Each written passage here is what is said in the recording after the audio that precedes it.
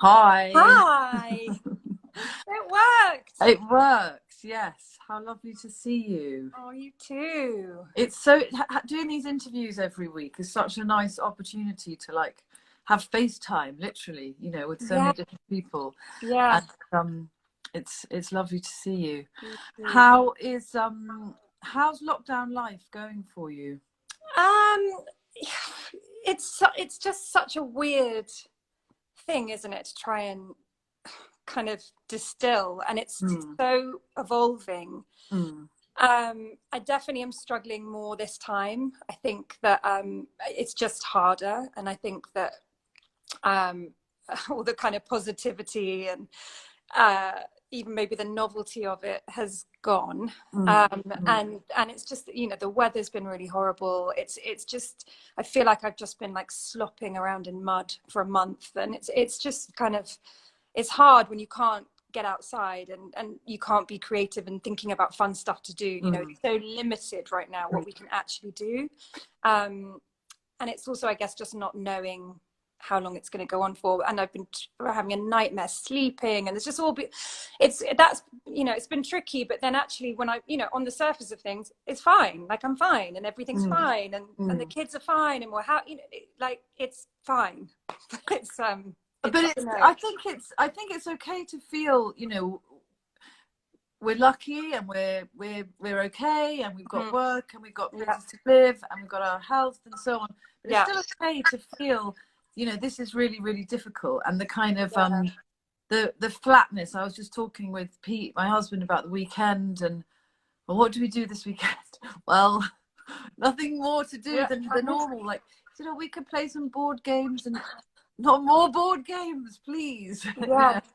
Yeah, and But I can't work out what's worse, the weeks or the weekends, because in no. some way the week at least it's a bit of structure, and I can get some work done, and and then and then the weekend it's just, there really is kind of nothing to Yeah. break it up. And our little one she's not even 2 yet, so even like the idea of like playing a board game is heaven to me. Impossible. But we Yeah. can't even do stuff like that because, within 2 minutes she's calm, she's grabbed everything, she's thrown everything, she's climbed on the table, so there's just it's just tough to It's, have yeah. any, to do anything at the moment. It's Yeah. really tough. So, we're going to talk about kind of creativity. That's what I really want to talk to you about how I've been listening to so much of your music, and it's so, so beautiful, and it's such kind of deeply peaceful, and soul, it really feeds your soul when you have it, around. When I've been doing things, I personally find with small children, I've got 5 kids, 3 of whom are quite small. Some music just really does my head in. It's more noise, it's more Yeah. confusion, and your music is like completely opposite of that. It takes you to another place, but you can still kind of do what you're doing as well around domestic life. Oh, good. Thank you. Tell us about how do you find time specifically? How do you create at the moment? Can you work in short bursts? Do you have to totally immerse yourself in something? How do you kind of combine it with the fact of not being able to go away and get other kind of inspiration, I suppose, as well? Because that thing of like being out and seeing people and talking to people and smelling things, tasting things, having Yeah. other ideas. Where is your creativity coming from at the moment? Yeah. I mean, I've discovered that actually I'm a lot better when I have less time and I can work in kind of short, really intense bursts. Yeah. I think that in a weird way, that's probably why I've been more creative since having children, or I've been not more creative but more productive. I've produced more work since having kids, because I think there was something about kind of my 20s and just having that kind of time stretching around that I never did anything, weirdly. I found it really difficult to focus on something, and then once I had children, suddenly time was kind of put into these little mini boxes or whatever, little segments. Bites. Yeah, exactly. And that worked really well for me. And if I can just sit somewhere for like 2 or 3 hours and really go for it, then I can get a lot done. And then I can walk away from it. And that's so in some ways, you know, lockdown's been great for that, because I've been able to kind of steal away and have these times. And I mean, actually, I was working on a film for, you know, over the summer, so that was a specific thing. And I think when you're working on a project that's kind of to picture, or like a film score, you know, you've got a list of cues and you have to get through them, and you're ticking them off, and you know, it's really organized, and it's a different way of working. Whereas if I'm writing my own pieces, that's, you know, it's different, and it's harder to pin down, and I struggle more with it, actually, I think, because I don't have those restrictions and those limits and those deadlines. I you know, I have to self-motivate, and I'm not the best at that. So it was really nice to have some proper work going on during lockdown, because it, you know, it just gave me somewhere to go in my mind and physically that was away. So that was really nice. And I know what you mean about, you know, the thing that I'm struggling with is, I always feel like with creativity that there are cycles, and I definitely noticed, for me, I have cycles of absorption where I'm just like a sponge, and I'm just, you know, listening to loads of music, watching loads of movies, and I'm, you know, thinking about loads of things and reading books. And then I go into a kind of shutdown where I write. And I normally, when I'm writing, I don't listen to music. I can sometimes can't even have the radio on. I kind of have to have this weird space. And I think I've had that space now for a really long time, which has been great. But I'm definitely ready to just get, you know, inspired again by outside things, and be influenced and hear live music, and, you know, all that kind of, I'm so ready for that. Do you, when it comes to doing films or your own music, which do you kind of prefer, and which feels like it's more abundant, I suppose, inside you when you're writing something? How does it work with a film? Are you like visualizing the whole film and kind of living through the characters and then living their emotions? I'm really interested by the way you kind of create emotion in your music, I suppose, as well. I think with I think when it's to picture, and when you've got a film, so you usually, you know, I usually write some music for the film before I see anything. So from a script, and that is just kind of, you know, from an initial feeling that story gives me. I'll write something, and it doesn't necessarily always end up in the film, but it's just a kind of, you know, starting point. And then I see the film, and so then it's much more about responding to what I'm seeing, to what the director's telling me he wants from the scene. And it's a lot more of a kind of it's a collaboration. You know, you're really trying to deliver what the director wants from the scene, and you're trying to kind of hit beats and marks, and so there's lots of different things kind of going on, and they're different, they're really different. So it's hard to say which I think I sometimes find writing for film more fulfilling, because I love the collaboration of it. And sometimes when you're just creating something for yourself, or for your own, you know, from your own creativity, that doesn't have like a function, I guess, I find that maybe I question it more, or I struggle with it a bit more. Whereas when I see something and I'm watching an image, and it's got my music, and it's got words written by an amazing writer, and it's an amazing person, and, you know, acting, and I feel this enormous sense of just fulfillment and happiness, because it's like being part of a bigger So it's nice, that feeling of being part of a big creative project with lots of different people collaborating. I love the idea of that. Do you find, if you're working on a film, can you do your own music as well, or do you just have to concentrate on the film? I normally just concentrate on the film, because they usually just give you no time. You know, when it's, you know, it's like, okay, you have this amount of time to write this amount of music, and it's never enough. So yeah, I normally do that, and then we'll kind of move on to my own stuff, or you know, or in between I'll do little bits and pieces, and I'm always making, you know, voice notes on my phone, or so I've got like, my phone's just full of little ideas, and then I can go back and go through them and see if there's anything there that's, you know, of any interest. When I'm writing, or when I'm thinking about an idea, I'm constantly sending myself notes and text messages, all the idea, you know, all the time, about the way somebody looked or what somebody said. And do you find that you can even have just like a couple of notes or cut, you know, something very, very small, which could become something much bigger when you then kind of go into it and concentrate on it. Yeah, definitely. And it can be something super simple, you know, just 2 chords or one little motif. And, you know, I think that my music, especially the stuff that, you know, that's my own, released under my name, it's usually very simple, and it's normally one motif or one simple thing repeated, and I kind of like adding layers, but I always try, I like things to be as simple as possible, and usually my process is about taking away, because I just want the simplest melody I can find. And when you're I was really listening really carefully to your music, and I was trying to work out, I know nothing about writing music at all. I can't pretend that I know anything about it, but do you sort of visualize it as a shape or as a color? Because as I was listening to it, I was kind of being, you know, I was able to see a shape, and when I write, I think in color a lot of the time, actually. Really? And I was wondering how it kind of, when you've got an idea that's there, does it take some kind of physical form in your mind, or even in your heart, I suppose? How does it kind of come out of you and turn into this beautiful stuff that you create? I definitely do see music in shapes. So, and I'm not classically trained. I'm not, you know, I don't read music. I mean, I can read it very basically. I mean, Dulcie, my eldest daughter, is pretty much at the level I am of reading, you know, music.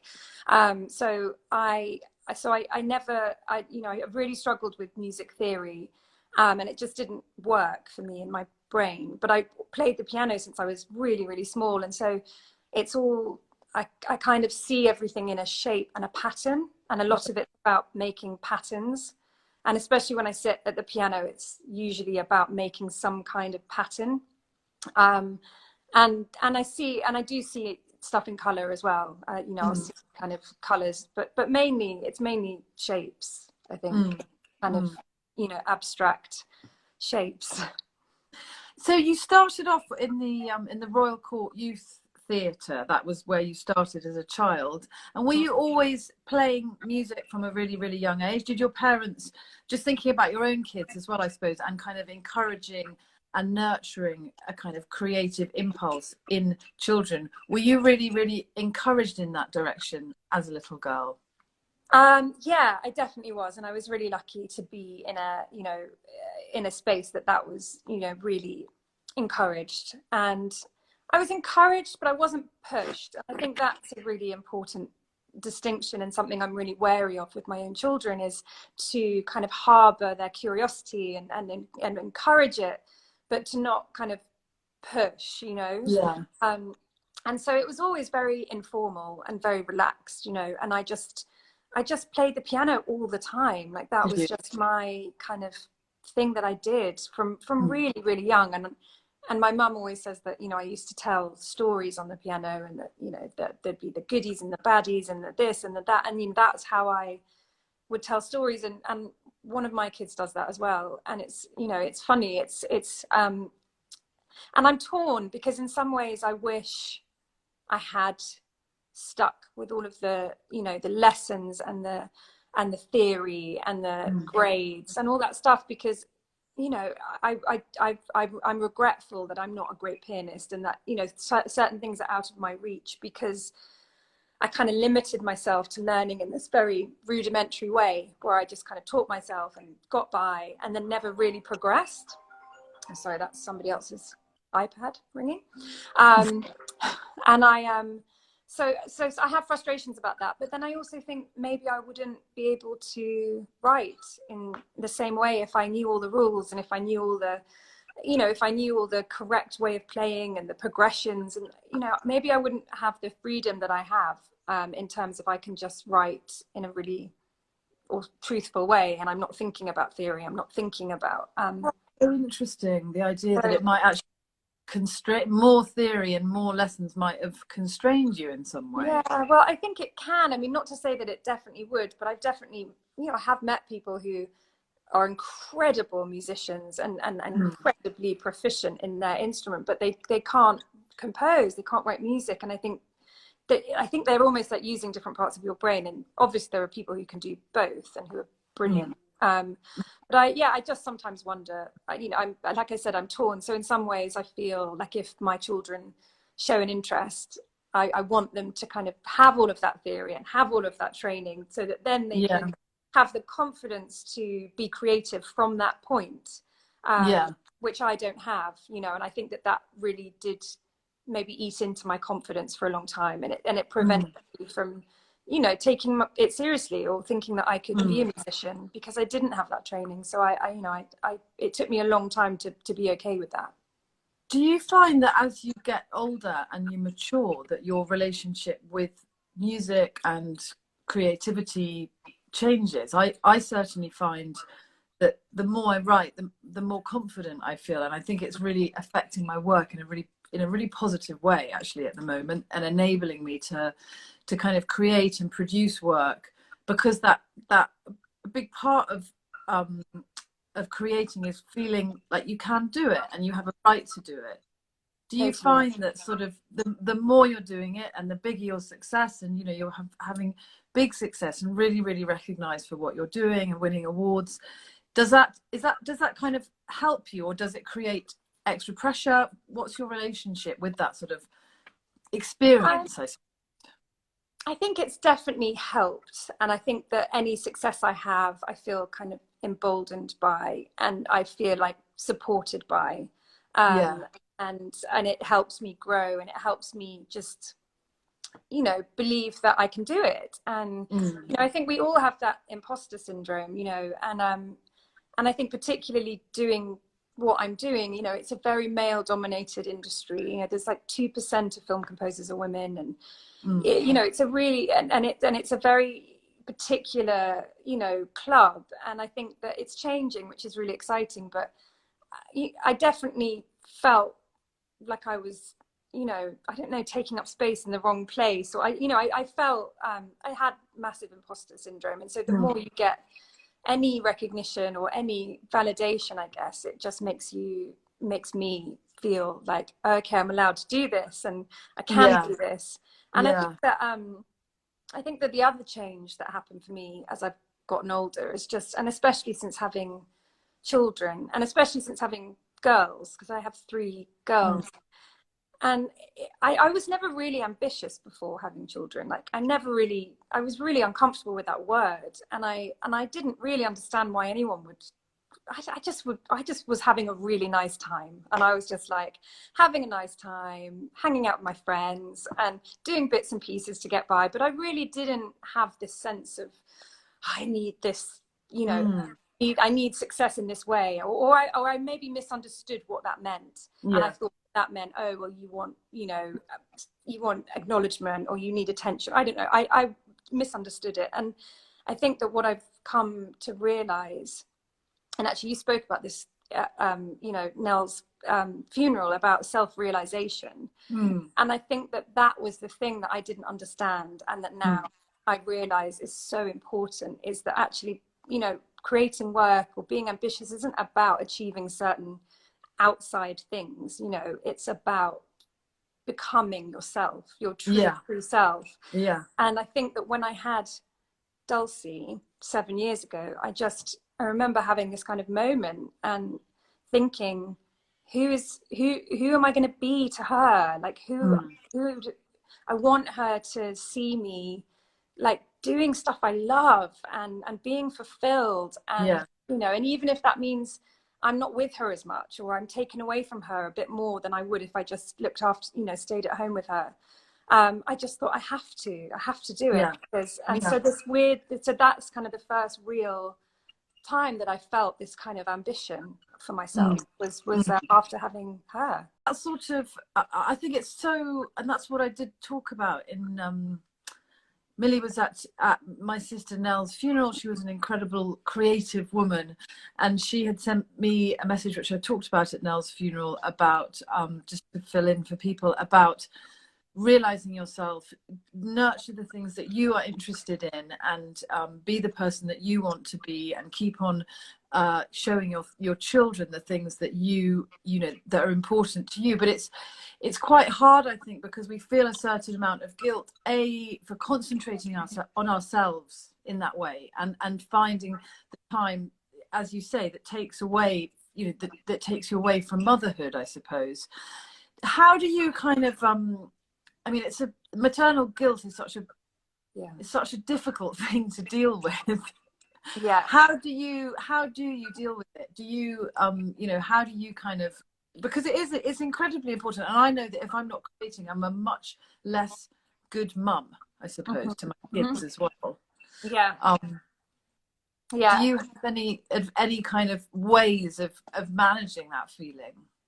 No, I mean, I just try really hard to not feel guilty. Feel it. You know? Yeah. And I do, and I just try really hard to be really strict on myself about it, and just and say, you know, this is important. You know, really important. If I'm working on something, or if I'm, you know, that it's really important. And then the other thing that, I don't know if you find this as well, but I think when you're creative, it's not necessarily always when you're making work, and that's what's really difficult to differentiate. Is that, you know, there are all these times where, you know, it might look like I'm doing nothing, but, you know, I'll be, you know, walking or going for a swim or listening to music or kind of reading a book and being really affected by it, and that informs my work. But it might look like to other people that I'm just being really indulgent, and kind of because not all of the creation happens, you know, when you're writing or when I'm sitting at my piano. So I think for me it's more about that. When I'm on a project and when I'm actually sitting down and I'm writing something, that's really tangible.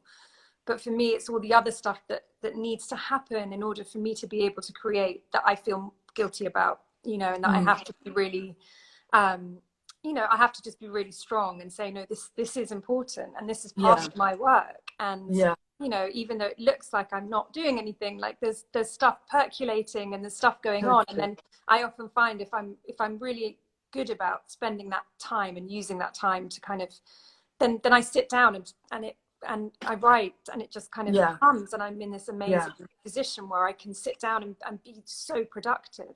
But I have to do both. Yeah, I think it's like a sort of, I find that completely, that the kind of thinking time is like a sort of filtration that goes on.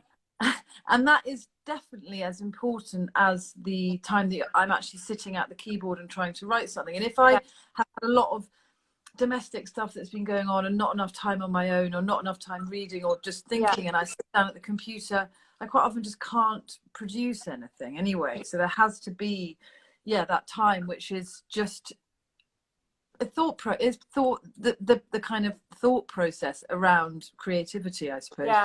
How do you feel if you're you know, like over Christmas there was a couple of weeks where I didn't do any writing, and I felt awful. How do you feel when you're not creating, when you're not writing music? What does it make you feel like?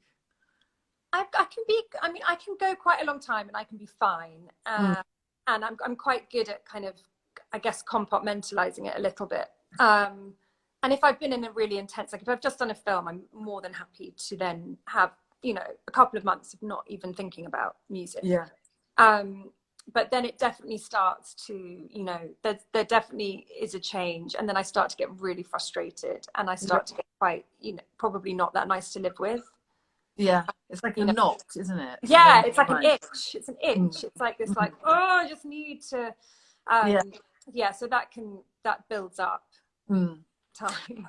What about other things? Because we obviously met because we started swimming in the river together, which was a really, and unfortunately lockdown and the way, you know, has meant that we can't really do that anymore. But I found that act of going and doing something kind of physically courageous in a way, and that pushed you into a new place, really, really helpful in terms of almost like finding the outer edges of myself, and from there I could find more stuff to write about, I suppose.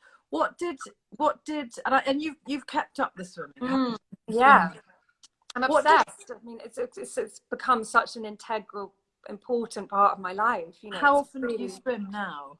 Probably 3 or 4 times a week. Wow. And during, you know, so at certain points last year, I was swimming every day because it really was the only thing that was keeping me sane, I think.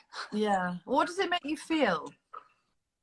I think what you said about making you feel courageous, I think that's the main thing that did for me was, you know, that I think it's Glennon Doyle who says, you know, we can do hard things. And I think that was what swimming meant to me. It was like, you can do hard things. Like, look, you just did that. And every single time I turn up in the winter on that riverbank and look at the grey black water and the freezing cold and the wind, and I just think, oh, you can't do this, don't you know, why are you doing this? And then I would do it, and it was just I guess proving myself wrong again and again and again, and doing something that, you know, and not recognizing myself. You know, a few years ago I would have never done something like that. I would have just thought, why would you put yourself in discomfort? Why would you, you know?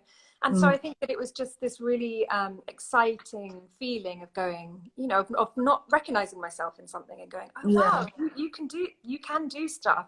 And then I think that bleeds into, I think that bled into other things in my life and definitely my work, because usually I would have been overwhelmed with something, or I would have been worried that I couldn't do it. And I think it just made me feel like, no, you can do hard things, and you can do things that, you know, you can surprise yourself. Yeah. What else do you do that kind of helps you? We've talked a bit about sobriety as well, and the emotional state of not drinking anything. And I've you know, it's something I'm sort of continually trying, and sometimes do periods of it, and I find it really interesting because it makes you feel everything so much more, doesn't it? It really heightens your emotional life so much more. How do you feel it affects? Because I know that you've been not drinking for quite a long time, haven't you? Yeah, pretty much all of last year. I'd say most of last year was, you know, I didn't drink, and I was actually really surprised at the effect. You know, I kind of stopped because it was just ruining my sleep, and I was like, oh, you know, even if I just had a couple of drinks, it would, you know, I wouldn't sleep. So that's why I stopped, and I didn't expect it to have such a kind of impact. Went to everything, to be honest, but particularly being creative and being productive. I think that you know, when I even just drinking a little bit, I think it just creates a kind of apathy in me. You know, not everybody, but definitely me. It just created a kind of, oh, I kind of can't, oh, I don't know, I'll do it tomorrow. No, I don't feel creative today, and I don't really feel. And I think that just removing that, it really did do something to my, you know, just to my creativity. It kind of unleashed it, and it was really great. And also I think I just maybe approached it in a slightly different way, and I was just a bit more disciplined. And, you know, I read like The Artist's Way, and I could do, you know, my morning pages, and I started kind of, I guess, implementing some really useful things that then in turn did just lead to me being to being creative kind of all the time. Do you feel that do you find that not drinking is also like and being completely sober is like a cumulative thing, that it's the more you do it, the more, it's not just, you know, having a week off drinking or something, it's like a long thing which gets richer and gets more kind of multi-layered. When my sister gave up drinking, she said that she felt as though this was just like a web of kind of being removed from her eyes, and she could see more and more about the world. Yeah, I think that's true. And I keep thinking about, oh, well, maybe I'll just have a drink on a Friday night, or, you know, a special occasion, or, you know, and whether I want to drink again and in what way. And then I kind of, but I wonder if, like, do you lose the gold? Like, do you earn that, you know? Yeah, and it's like, I kind of feel like you probably do. And you kind of have to just it's like a different way of living, you know. And I think you can't really do both. I think it's definitely a question that I'm thinking about a lot at the moment. What kind of things do you what do you like reading to sort of feed yourself and nurture yourself? I personally read a lot of poetry. I love reading poetry. And a lot of anthologies of poetry on the go. What books do you have on your desk or by your bed or on the kitchen table? I definitely read a lot of poetry as well, and especially in the last year. I think because I've been struggling with concentration, and I've had like little kind of periods of time where I've just really struggled to finish things or to see things through. And poems, you know, I know I can finish a poem, so that's kind of, you know, a really nice way. And I've been reading a lot of non-fiction as well, actually. And lots of memoirs and lots of, you know, biographies, and that's kind of been really interesting. I'm trying to think. I mean, I read a lot, and I read a kind of mix of stuff. I'm not. Yeah, I need to. I feel like I need to read more of the kind of classics. I haven't done enough of those, and when I do read those, I do feel really inspired musically. You know, when I read like, you know, Jane Eyre, or, you know, I just was like, oh wow, you know, those books, because they're so atmospheric. Yeah, when you're reading like something like that, can you see the music? Are you hearing it as well? Sometimes, not always, but sometimes. There's definitely a few things that I've read, and I can 100% hear like a soundtrack to it. The kind of very broad. How exciting! That must be really exciting. When I'm writing and I'm writing about emotion, I have to feel it again. So it can be really painful doing the writing. It can also be really exciting and fun, and you're feeling the fun memories as well. Your music is so full of emotion, and it's quite melancholic as well, isn't it? There's a kind of real melancholy. I have to say, melancholy is sort of one of my favorite places to be. I enjoy the feeling of it. Are you feeling the stuff as you're writing it again? That's a really interesting question, because I think that I don't necessarily feel emotion in a kind of, you know, I wouldn't be, but it's almost just like a place I go to. Do you know what I mean? It's like a place within the music. And I think that melancholy is a word that, again, I'm always kind of a bit drawn to, or like wistful, or like I like things that are just kind of beyond reach in some way. And so, I mean, if I'm writing music for a film and there's a very emotional scene happening, then I will very often be crying as I'm writing the music. And, you know, because if you're watching performances and, you know, the story, and you're so invested in it, so I will feel, you know, emotion certainly for those things. And there are some cues that I've written that, you know, I can't watch. You know, I'll write the music and then I'm like, please don't make me watch that again. You know, because it's really hard. But then with my own music, it's a bit more, I'm a bit like more detached from it, if I'm honest. There's a kind of, there's a detachment that happens. And I think with certainly with, I wrote an EP called Visitors, and that was all about you know, the idea of this kind of house, and all of these women who'd lived in the house over the years, and they all had their own kind of character through the music. And I suppose with that, I was thinking about them and trying to write as them. So that was, you know, kind of writing a bit in character, I guess. But I think for me, usually it's about the melody. And I guess there's a slight detachment of emotion, because that is more about the overall thing, and kind of trying to capture something within that.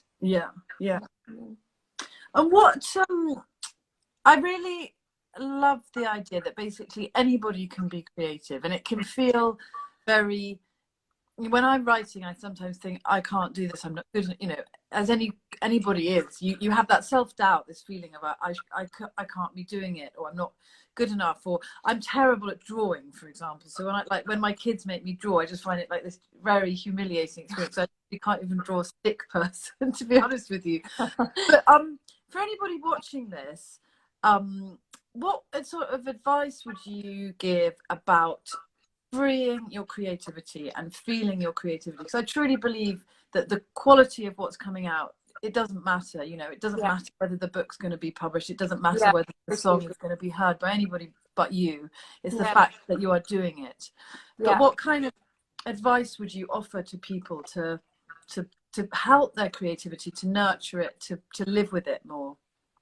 I think, I mean, I love Elizabeth Gilbert and everything she kind of talks about with creativity, and it really resonates with me so much. And I do believe that creativity is almost like this other thing, this other being that, you know, kind of, if we're lucky enough to channel it in some way.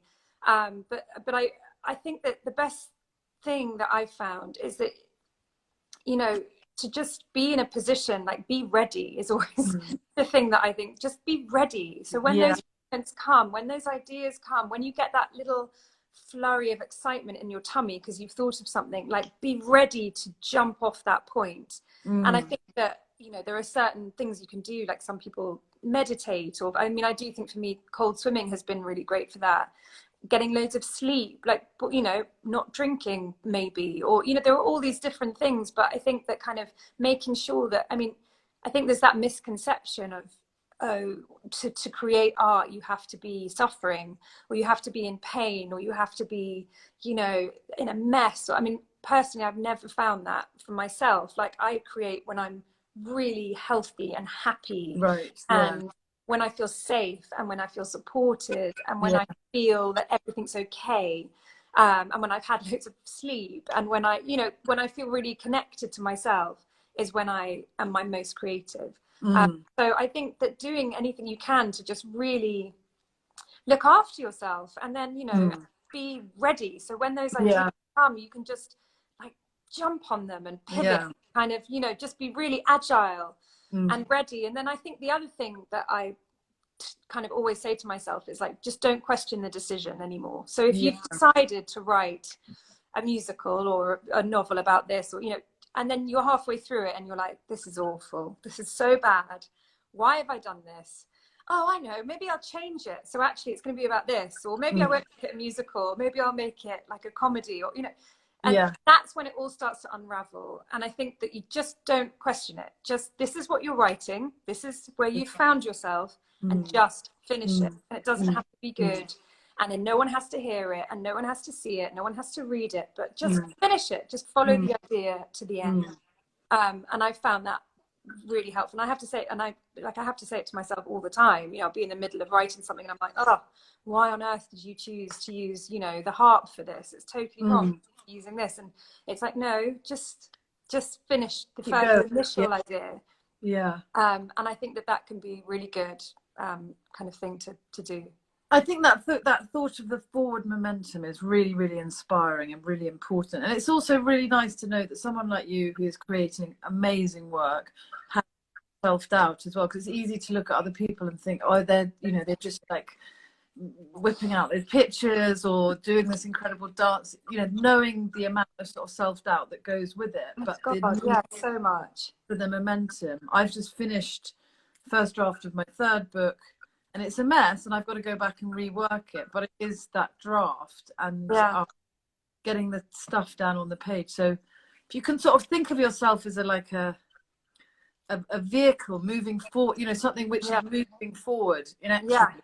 Exactly. It's so important. Elizabeth Gilbert says that, doesn't she? It's very hard to stand on a tightrope, but it's a lot easier to run on it. And I think there is that moment, isn't there, where you're just on that bit, and you just got to keep going, because otherwise you'll fall. And then you can go back and you can fix it and you can make it better and you can change it, but you've just got to get it finished.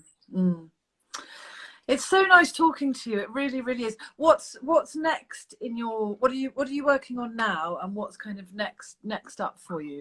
I'm gonna do another album of my own music. Hopefully I'm gonna start that in the spring. And then I had this really interesting, this funny kind of project which I started at the beginning of lockdown, and then I kind of stopped actually and didn't follow my own advice, and I just was like, no, it's not really working, and I don't think it's going to work as and it was actually to write this musical, this children's musical. Oh, really? I was like, oh, it's not really working, maybe it shouldn't be a musical because it's from a book, and I was kind of adapting it, and I just let it go, and I forgot, and I didn't you know, think about it for a few months. And then I was actually reading The Artist's Way at the time, and I was doing my Artist's Way, and then I had this idea about writing something else, and I sat down at the piano and I just wrote all of this, you know, these 3 pieces kind of just really just came out. And as soon as I started playing them, I was like, this is the musical. This is it's such a, because it's a really particular kind of atmosphere and genre. I was like, oh my God, like this is so weird. Like three things just came out, having not thought about it for months. And I just thought, okay, so and in that Elizabeth Gilbert way, she believes that, you know, ideas come and then they move on. And I did just feel like, okay, you're telling me that, you know, you want to be written, and you're here. Yeah, you're here, and I need to do this. So I'm basically, then I did a film in between, but I'm now picking up that the musical idea, and it's actually written, and now it's just about kind of going back and seeing what's actually there and what else I need to do. So I'm really enjoying that. It's really fun. Exciting. How exciting.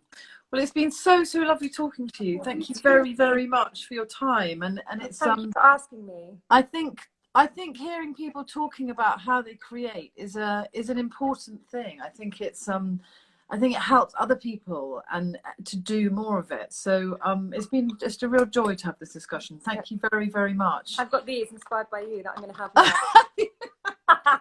I don't eat the whole packet. No, I don't think I could do all 6, but that made me laugh so much when you did that. I was like, amazing. Well, I really hope I see you again before too long. We get to swim together at some point. Yes, I would love that. That would be really, really lovely. But lots and lots of love. Have a lovely weekend. Love. You too. Bye-bye. Bye.